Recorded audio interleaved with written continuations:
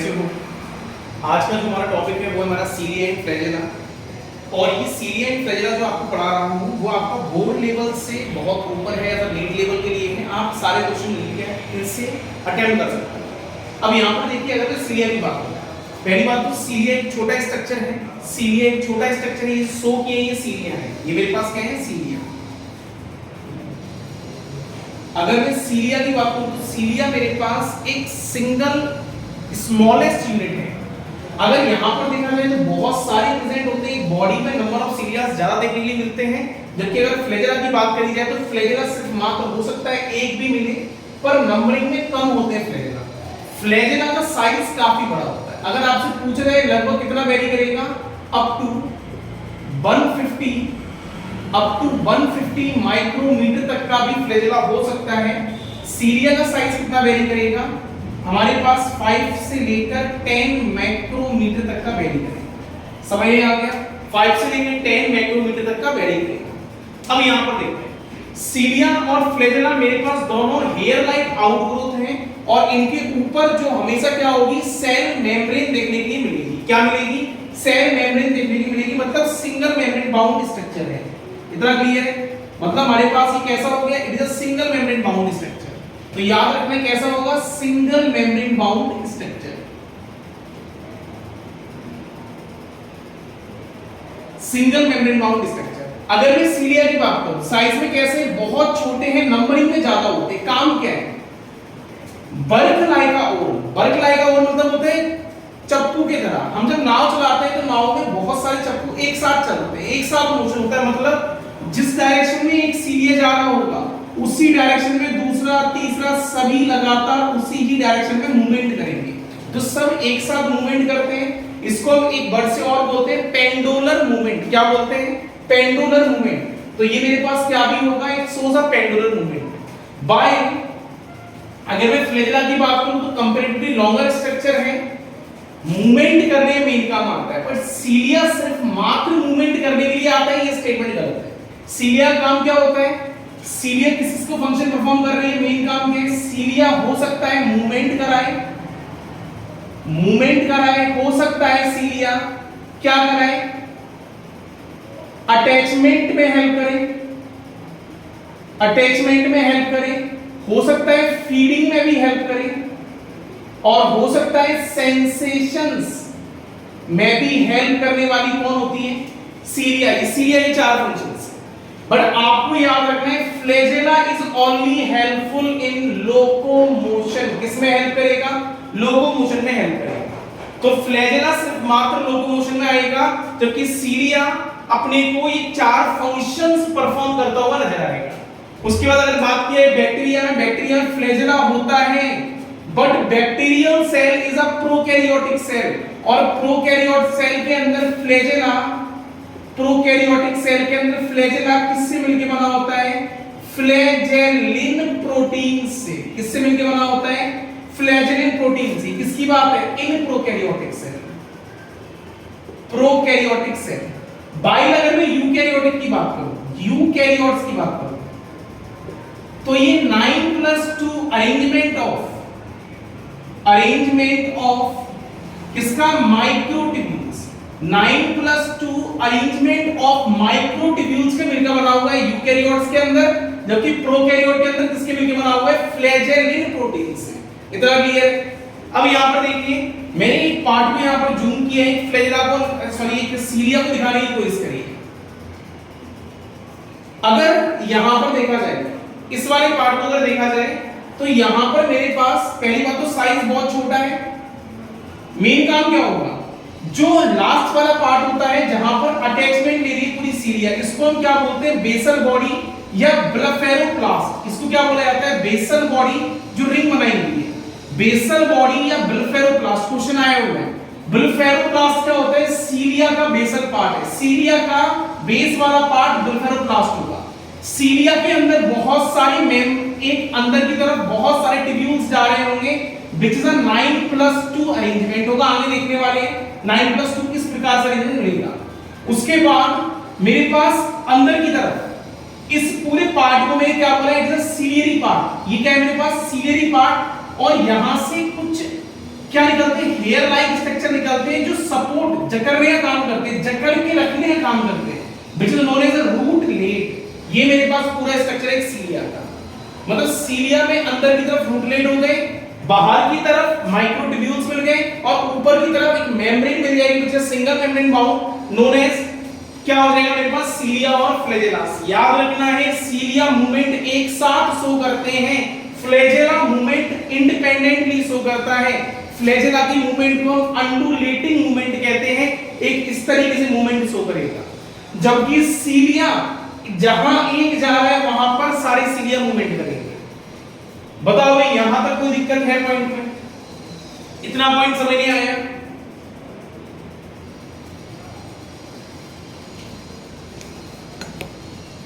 इधर देखो, पहला क्वेश्चन देखिए, सीट का पहला क्वेश्चन है मेरे पास, what is mesosome in a prokaryotic cell, mention the mentioned function that it perform. पहली बात तो मैं ये बता, मेसोसोम क्या है? प्रोकैरियोटिक सेल का एक स्ट्रक्चर है जो माइटोकॉन्ड्रिया के समान है। क्या करेगा? यूकैरियोटिक के माइटोकॉन्ड्रिया के समान होगा। दूसरा फंक्शन क्या है इसका? मैंने कहा था सेल डिवीजन के एंजाइम भी है, एनर्जी बनाएगा और रेस्पिरेशन परफॉर्म करने वाला भी यही होगा। समझ नहीं आ गया? नेक्स्ट देख जरा, multicellular organism have a division of labour, full stop, explain. Division of labour मतलब क्या है? काम करने की अलग-अलग क्षमताएं। क्यों है? क्योंकि सारी सेल ऑर्गेनेल बटी हुई है। गोल्गी बॉडी क्या करेगी? मेन काम क्या है? ट्रांसपोर्टेशन का काम है, या तो एक्स्ट्रा सेलुलर या इंट्रा सेलुलर। अब आपसे पूछा जाए कि जरा मुझे ये बताओ माइटोकॉन्ड्रिया का काम क्या है? एनर्जी बनाने का मेन काम माइटोकॉन्ड्रिया का है। अगर फोटोसिंथेसिस करनी होगी क्लोरोप्लास्ट को काम सौंप दिया गया है, मतलब यूकैरियोटिक सेल के अंदर, और यूकैरियोटिक कौन से सेल के अंदर? मल्टी सेलुलर के अंदर।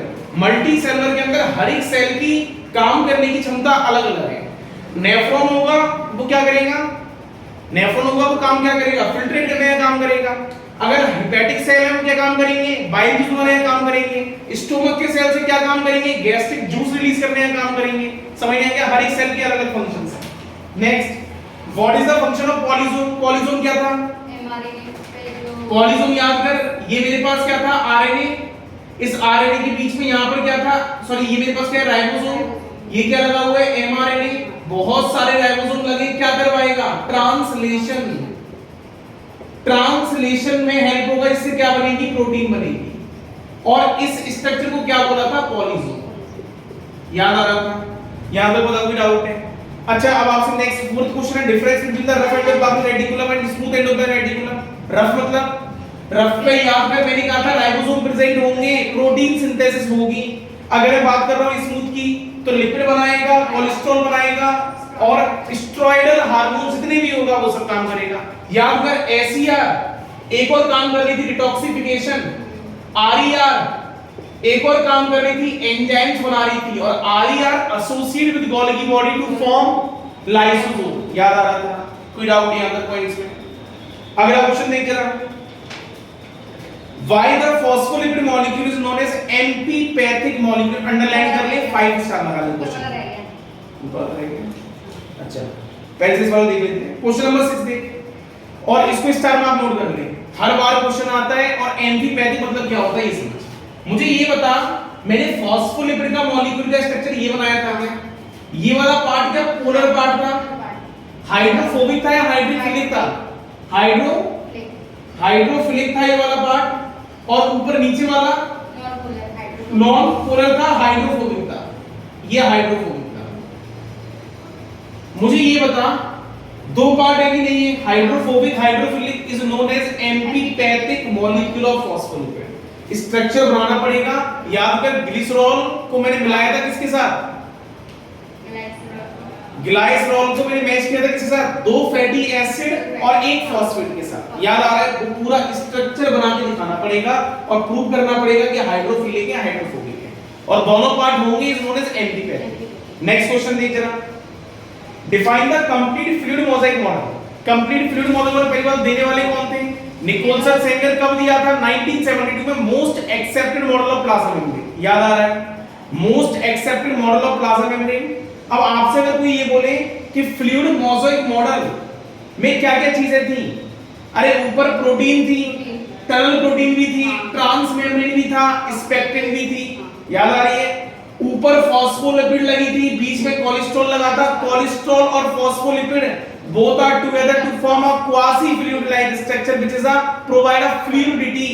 और आपसे बोले मेम्ब्रेन के अंदर ऐसा कौन सा पार्टिकल था जो स्टेबलाइज काम कर रहा था, स्टेबलाइजर की तरह कोलेस्ट्रॉल का काम कर रहा था। इतना क्लियर है? नेक्स्ट क्वेश्चन देख जरा, क्वेश्चन नंबर 5 फिर स्टार मार्क लगा, 5 स्टार मार्क दे। क्वेश्चन नंबर 5 क्या बोल रहा है मेरे से? Explain the association of carbohydrate to the plasma membrane and its significance. जरा मुझे ये बता, मैंने प्लाज्मा में 3 स्टेटमेंट लिखवाई थी। मैंने ये कहा था फॉस्फोलिपिड, या लिख रहा हूं लिपिड सिर्फ ओनली, लिपिड की बात करी जाए तो ये फ्लूइडिटी प्रोवाइड कर रही थी। क्या कर रही थी? फ्लूइडिटी। अगर आपसे ये बोला जाए कि भाई कार्बोहाइड्रेट है, क्या कर रहा था? रिकॉग्निशन में हेल्प कर रही थी। और अगर मैं आपसे तीसरा बोलूं, कौन सा? प्रोटीन। कैसा नेचर था? Selective nature. प्रोटीन क्या कर रही थी? सेलेक्ट कर रही थी। ये याद रखने पड़ेंगे तीनों, सेलेक्ट कर रही थी। तो जरा मुझे ये बता, कार्बोहाइड्रेट आके क्या कर रहा है? यही तो रिकॉग्निशन करवा रहा है ना, किसकी रिक्वायरमेंट है? इन the form of glyco protein और ग्लाइको लिपिड, यही दो बने हुए थे। ग्लाइको मतलब कार्बोहाइड्रेट, प्रोटीन मतलब अमीनो एसिड, ग्लाइको मतलब कार्बोहाइड्रेट, लिपिड मतलब फैट। समझ में आ गया? Next question, question number 8, 1 marks, बहुत आसान क्वेश्चन है ये। क्वेश्चन क्या बोल रहे हैं? इंजन ऑफ द सेल कौन है? सेल का इंजन मतलब प्रोटीन, और प्रोटीन बनाने वाला कौन है? राइबोसोम। तो इसका आंसर क्या चला जाएगा? राइबोसोम चला गया। नेक्स्ट क्वेश्चन मेरे पास बोला है by the mitochondria is called as a semi autonomous cell organelle. क्यों बोला जाता है? उसके वो अपना फंक्शन खुद, पहली बात तो अपना फंक्शन खुद परफॉर्म कर रही है। क्यों कर रही है? क्योंकि डीएनए प्रेजेंट है। कैसा डीएनए है? डीएनए कैसा है? DSC DNA. कैसा होगा? जीसी रिच होगा, which is similar to the prokaryotic cell. याद है? उसके बाद जरा देख, अच्छा और इसके पास क्या भी थी? अपने खुद के राइबोसोम भी तो थे। क्या कर रहा होगा? प्रोटीन बना रहा होगा। राइबोसोम कैसे थे? 70s टाइप के, प्रोटीन बना रहा था और अपने खुद के फंक्शंस कंट्रोल कर रहा था। आधे फंक्शन खुद रेगुलेट कर रहा है, इसलिए बोलते हैं सेमी ऑटोनोमस सेल ऑर्गेनेल। समझ नहीं आ गया? बता यहां तक कोई डाउट? अगला question, what is the function of Golgi complex? 5 star mark का फिर से। What is the function of Golgi complex? 5 star mark. Golgi complex का फंक्शन क्या है? पहला function glycosylation, glycosylation, main function है। सेकंड, याद कर मैंने कहा था इंट्रा या एक्स्ट्रा जो भी सेलुलर ट्रांसपोर्टेशन करवाएगा वो सब किससे मिलके जाएंगे? गोल्गी बॉडी से। थर्ड अगर मैं बात करूं, याद कर एक्रोसोम बनाने वाला भी तो गोल्गी बॉडी था, मॉडिफाइड करने वाला भी तो गोल्गी बॉडी था। समझ नहीं आ गया? तो ये सारे काम किसके हो गए? गोल्गी बॉडी के हो गए। Next question, name the 3 type of leucoplast. बहुत बढ़िया चलिए, पहला एलिनोप्लास्ट। एलिनोप्लास्ट क्या करेगा? Storage of protein. Second amyloplast, storage of starch. और next elaioplast, storage of fat. समझ में आ गया? तो ये मेरे पास 3 तरीके के हैं।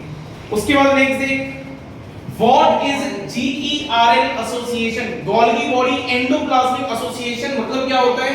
जब गोल्गी बॉडी और एंडोप्लाज्मिक रेटिकुलम मिलके लाइसोसोम का फॉर्मेशन करते हैं, उस प्रतिक्रिया को बोलते हैं GERL। अब आपसे बोला जाए कैसे करेंगे, तो गोल्गी बॉडी क्या करेगा? मॉडिफाई करेगा। एंडोप्लाज्मिक रेटिकुलम क्या करेगा? एंडोप्लाज्मिक रेटिकुलम क्या करेगा? एंजाइम बनाएगा, उसको मॉडिफाई करने वाला गोल्गी बॉडी होगा, और मॉडिफाई करके क्या बना देगा? First degree lysosome. याद आ रहा है? और फर्स्ट डिग्री लाइसोसोम में देन प्रोटॉन पंप डेवलप होगा, एक्टिवेट हो जाएगा, सेकेंडरी बनेगा, सेकेंडरी फ्यूज कर जाएगा, या तो ऑटो लाइसोसोम बनेगा या हेटेरो लाइसोसोम बनेगा। याद आ गया? कोई doubt? Next point, define the vacuole. Vacuole is the storage part. पहला स्टोरेज पार्ट है। Second, and explain the all type of vacuoles. याद कर 4 प्रकार के लिखाए थे मैंने। सेफ वैक्यूल भी था, बहुत बढ़िया। कॉन्ट्रैक्टाइल वैक्यूल भी था, गैस वैक्यूल भी था, और फ्लूइड वैक्यूल भी था। फ्लूइड वैक्यूल का नाम phagosome. Sap vacuole plant cell में परमानेंट होता है, बाकी के सभी टेम्परेरी थे। इतना क्लियर है? वैक्यूल के ऊपर outermost layer tonoplast. Next question number 1, cell which are metabolically more active have पहला option less number of mitochondria, mitochondria कम होगा, एनर्जी कम बनेगी, मेटाबॉलिक कम होगी, लेस एक्टिव कम हो जाएगा। Second option more number of mitochondria, energy ज्यादा बनेगी तो मेटाबॉलिक रिएक्शन ज्यादा होंगी तो बॉडी हाइपर एक्टिव होगी, तो इसका मतलब सेकंड वाला ऑप्शन सही है। थर्ड वाला ऑप्शन क्या बोल रहा है और भी देख लेते हैं, no relation between metabolic activity and number of mitochondria, बेवकूफ बना रहा है, रिलेशन साफ साफ है। उसके बाद नेक्स्ट फोर्थ वाला क्या बोल रहा है, no mitochondria comma to provide more space in cytoplasm and metabolic activity. पहली बात तो माइटोकॉन्ड्रिया साइटोप्लाज्म में होती है ना, क्या कर रहा है, स्पेस भी तो प्रोवाइड कर रहा है। कैसे लिख रहा है भाई, स्पेस नहीं कर रही प्रोवाइड, गलत स्टेटमेंट होगी, सेकंड राइट है।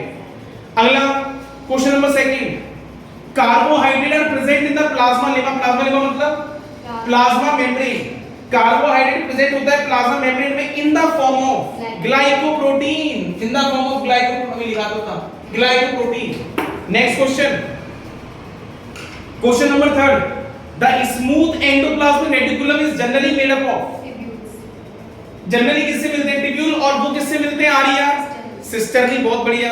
Next question, question number 4, the cell organelle have a abundance of oxidising enzyme, सबसे ज्यादा ऑक्सीडाइजिंग एंजाइम किसके अंदर होंगे, पहला गोल्गी बॉडी, दूसरा एंडोप्लाज्मिक रेटिकुलम में तो एंजाइम्स होते ही नहीं, बनाता है। उसके बाद सेंट्रियोल, कोई एंजाइम्स नहीं होते। Mitochondria, number of enzymes lysosome से भी ज्यादा है। समझ में आ गया, तो माइटोकॉन्ड्रिया करेक्ट आंसर है। उसके बाद next, ribophorin occur on the surface of, RER, जाहिर सी बात है आरईआर पे होगा, क्योंकि RER ribophorin is a structure, एक ऐसा स्ट्रक्चर था जो राइबोसोम की सब यूनिट को, मतलब राइबोसोम्स को आपस में जोड़ने का हेल्प कर रहा था, किससे, एंडोप्लाज्मिक रेटिकुलम से। तो इसका मतलब दो थे, राइबोफ्लोरिन फर्स्ट, राइबोफ्लोरिन सेकंड, तो यहां पर राइबोफ्लोरिन कहां प्रेजेंट होगा, जहां पर आरईआर होगा। Next, which cell organelle take part in the formation of lysosome, कौन सी सेल ऑर्गेनली, ईआर और गोल्गी बॉडी दोनों, बोथ ए एंड बी, दोनों आंसर जाएंगे। Next question number 7, question number 7 बोल रहा है oxysome of mitochondria is concerned with, किससे concerned है, photo phosphorylation, oxidative phosphorylation, photo respiration, digestion, पहला सॉरी सेकंड ऑक्सीडेटिव फॉस्फोराइलेशन। समझ में आ गया। Next question number 8, DNA is not present, ribosome में कहां होता है डीएनए, न्यूक्लियस में तो देखा है मैंने, माइटोकॉन्ड्रिया में भी देखा है, क्लोरोप्लास्ट में भी देखा है, राइबोसोम में नहीं होता, तो आंसर आएगा फर्स्ट। पेपर आसान था, पेपर आसान था, समझ नहीं आ गया, ऐसा मैं मान सकता हूं। बताइए यहां तक कोई डाउट है, चले आएंगे। पॉलीजोम याद नहीं आता मुझे, चलो अभी यहां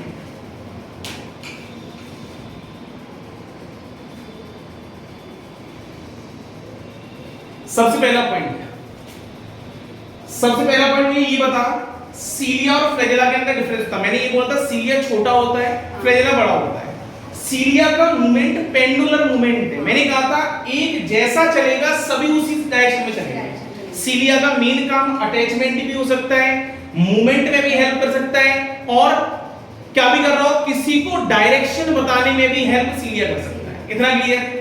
अब आपसे बोले फ्लैजेला क्या करेगा, it is a undulating movement, अपनी मर्जी से मूवमेंट करेगा, और अपनी मर्जी से मूवमेंट करेगा, साइज बड़ा होगा, मेनली लोकोमोशन में हेल्प करेगा। समझ नहीं आ गया, मेनली किस में करेगा, लोकोमोशन में हेल्प करेगा। अब यहां देख जरा, यहां पर देख पहले, अगर मैं सीलिया का स्ट्रक्चर बनाया था, मैंने कहा था सर माइक्रोट्यूब्यूल्स प्रेजेंट है, कितने माइक्रोट्यूब्यूल्स प्रेजेंट है, एक साइड ये रहा, दूसरा, तीसरा, चौथा, पांचवा, छठा, 7, 8, 9, टोटल मिला के 9 है, मतलब पेरीफेरी पे 9 प्रेजेंट है। पर किस फॉर्म में प्रेजेंट है, डुप्लेट के फॉर्म में प्रेजेंट है। एक को मैंने बोला बी और दूसरे को बोला मैंने ए, तो ए बी के फॉर्म में यहां पर अपने को देखने के लिए मिल जाएंगे। अब क्वेश्चन क्या आता है, जो नीट में पूछा गया था क्वेश्चन, वो पूछा गया था इस डेनियन आर्म से, इंपोर्टेंट है, स्टार मार्क करने का, डेनियन आर्म इंपोर्टेंट है। इस डेनियन आर्म से क्वेश्चन आया था, इधर देख, पहली बात तो एक चीज याद रखना है, पेरीफेरी पे नंबर ऑफ माइक्रोट्यूब्यूल्स कितने, मैंने बोला 9 तो पेरीफेरी पे है ना, पर हर एक में 2 है, तो 9 मल्टीप्लाई बाय 2 18, मतलब 18 तो पेरीफेरी पे हो गए, बाकी सेंटर पे मेरे पास 2 अलग से हैं। समझ नहीं आ गया, मतलब ये दोनों आपस में लिंक हैं विद द हेल्प ऑफ एक स्पेशल टाइप ऑफ प्रोटीन से लिंक होते हैं जिसको हम बोलते हैं क्या, ब्रिज प्रोटीन। क्या बोलते हैं, ब्रिज प्रोटीन। एक ब्रिज प्रोटीन है, इससे ये आपस में लिंक है, खुद के स्ट्रक्चर एक दूसरे से मिले हुए with the help of bridge protein. अब यहां पर देख जरा, ये सेंटर में जो पूरा बना है इसको बोलते हैं सेंट्रल शीथ। ये क्या है मेरे पास, सेंट्रल शीथ। इसके बाहर पेरिफेरी में ये 9 स्ट्रक्चर्स हैं। ये 9 जो डुप्लेट हैं ये आपस में लिंक है। किससे लिंक है, इंटर डुप्लेट ब्रिज से। इसका नाम क्या है, एबी लिंकर। नाम क्या है, किससे मिलकर बना हुआ है, नेक्सिन प्रोटीन। इंपोर्टेंट है ये भी, किससे मिलकर बना हुआ है, नेक्सिन प्रोटीन से। नेक्सिन प्रोटीन से बनेगा। ये सभी स्ट्रक्चर आपस में पेरिफेरी पे होल्ड है। होल्ड करने वाला कौन है, रेडियल स्पोक। याद कर, साइकिल में रिंग होती है, उस रिंग पे बहुत सारे स्पोक्स लगे हुए होते हैं। वो स्पोक क्या कर रहे हैं, उस रिंग के डायमीटर को मेंटेन कर रहे हैं, लगातार वो गोल रहे। अगर कोई शॉक भी लग रहा है तो स्पोक्स थोड़े से मुड़ जाएं, फिर से उसको कांस्टेंट बना दें। समझ में आ गया, मतलब सिमिलरली यहां पर इसको पेरिफेरी पे होल्ड करने वाला कौन सा स्ट्रक्चर है, कितने होंगे, 9 क्यों होंगे, क्योंकि 9 डुप्लेट है ना। इन सभी को तो होल्ड करना है, इसका मतलब ये भी कितने होंगे, 9 होंगे। याद कर, मैंने कहा था सेल मेम्ब्रेन, सॉरी सीलिया और फ्लैजेला, उनके आउटर मोस्ट में क्या प्रेजेंट होती है, सेल मेम्ब्रेन होती है। समझ में आ गया, सीलिया फ्लैजेला के आउटर मोस्ट में क्या होगी, सेल मेम्ब्रेन होगी। और ये 9 डुप्लेट मैंने स्ट्रक्चर लिख दिया पेरिफेरी में। अब यहां पर यहां से एक स्ट्रक्चर बना हुआ है, इसको बोलते हैं डेनियन आर्म। डेनियन आर्म क्या है, जरा याद कर, मैंने तुझसे ये कहा था अगर सीलिया है या फ्लैजेला है,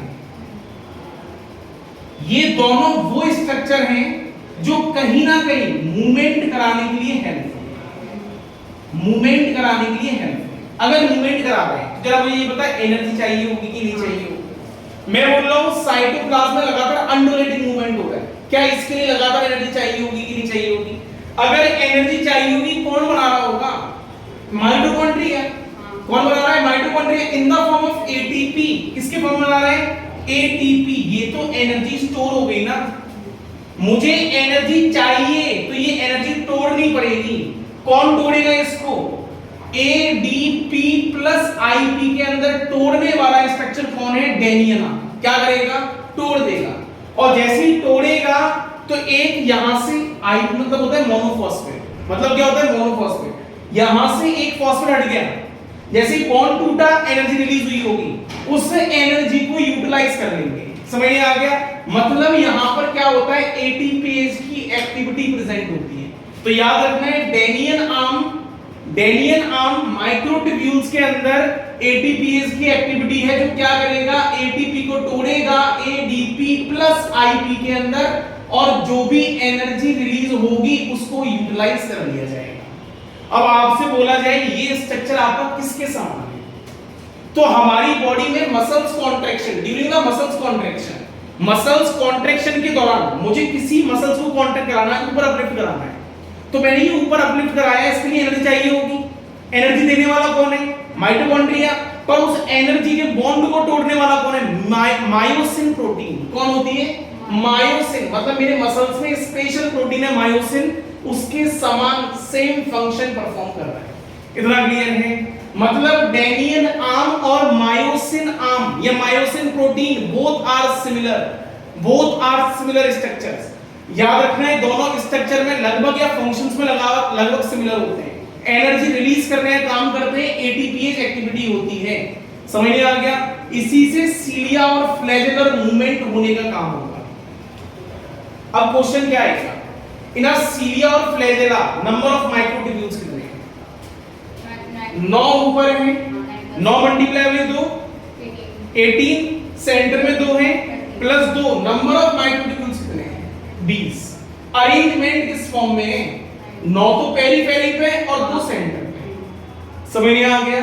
और अगर आपसे बोले इसको एनर्जी प्रोवाइड कौन कर रहा है, माइक्रोट्यूब्यूल्स का भी डेनियन आर्म कर रहा है। कौन कर रहा है, डेनियन आर्म कर रहा है, जो एनर्जी बनाएगा। और उसके बाद जरा देख, सीलिया और flagella are a membrane bound cell organelle. कौन सा होगा, it is single membrane bound cell organelle. याद आ रहा है, डबल में हमने 3 पढ़े थे, ए मेम्ब्रेन में 4 पढ़े थे, बाकी रेस्ट ऑफ सिंगल मेम्ब्रेन। तो सिंगल मेम्ब्रेन में ये मेरे पास क्या होगा, सीलिया फ्लैजेला स्ट्रक्चर देखने के लिए मिलेगा। यहां तक पता कोई दिक्कत हो पॉइंट, इतना पॉइंट क्लियर है। रेडियल स्पोक कितनी होंगी, नंबर ऑफ इंपोर्टेंट है, डुप्लेट कितना होगा, इंपोर्टेंट है। डेनियन आर्म का फंक्शन क्या है, इंपोर्टेंट है। ब्रिज प्रोटीन दोनों को लिंक करने का काम करती है, आपस में लिंक करनी है, समझ में आ गया। और आपसे पूछा जाए इंटर या doublet bridge AB linker nexin protein होता है, नेक्सिन प्रोटीन पर एबी को जोड़ेगा, ए को मत कर देना, ए बी को जोड़ेगा, ए बी को जोड़ेगा, ए बी को जोड़ेगा, अरे स्ट्रक्चर में ए भी जुड़ा हुआ है, इतना क्लियर है। कोई डाउट है, यहां से क्वेश्चन आया हुआ है, यहां से क्वेश्चन आया हुआ है, यहां तक कोई डाउट है, कोई दिक्कत है। अगर आसान क्वेश्चन बनाना होगा मैं ये बनाऊंगा, टफ क्वेश्चन बनाना होगा तो मैं डेनियन आर्म के ऊपर बनाऊंगा, समझ नहीं आ गया, यहां तक पता कोई दिक्कत किसी पॉइंट के अंदर, इतना क्लियर है। अब नेक्स्ट हैंड आप difference between cilia and flagella, difference between cilia and flagella, difference between cilia and flagella, इसके अंदर लिख, इसके अंदर लिख, सीलिया का साइज स्मॉल होता है, cilia is a small sized, cilia is a small sized, bracket के अंदर 5 से लेकर 10 माइक्रोमीटर, 5 से लेकर 10 माइक्रोमीटर। फ्लैजेला के अंदर लिख, फ्लैजेला के अंदर लिख पॉइंट को, फ्लैजेला के अंदर पॉइंट्स को लिखो। Flagella are the long structure, flagella are the long structure, bracket के अंदर लिख up to 150 micrometre long, up to 150 micrometre long structure, up to 150 micrometre long structure. Next point cilia के अंदर, number of cilia per cell is very large in number, number of cilia per cell is very large in number. और flagella वाले case के अंदर लिखो few in numbers, number में कम हो सकते हैं, फ्यू इन नंबर्स, नंबर में कम हो सकते हैं। नेक्स्ट सीलिया के अंदर लिखो cilia beat in a, cilia beat in a coordinated pattern, coordinated pattern, coordinate मतलब साथ में, कोऑर्डिनेटेड पैटर्न। ब्रैकेट में लिख pendular movement, pendular movement, bracket के अंदर पेंडुलर मूवमेंट। नेक्स्ट वाला फ्लैजेला के अंदर लिखो, इसके अंदर लिखो flagella beat independently, flagella beat independently, independently, bracket के अंदर undulating movement, undulating movement, bracket के अंदर undulating movement. Next point cilia help in locomotion, locomotion comma attachment, locomotion comma attachment comma feeding and sensation, comma feeding and sensation, comma feeding and sensation. Next लिखो flagella के अंदर flagella involve only in the locomotion, flagella involve only in the locomotion, flagella involve only in the locomotion. बताओ यहां तक कोई समस्या, इतना point clear है, ये सारे पॉइंट अब समझ में आ गए अपने को।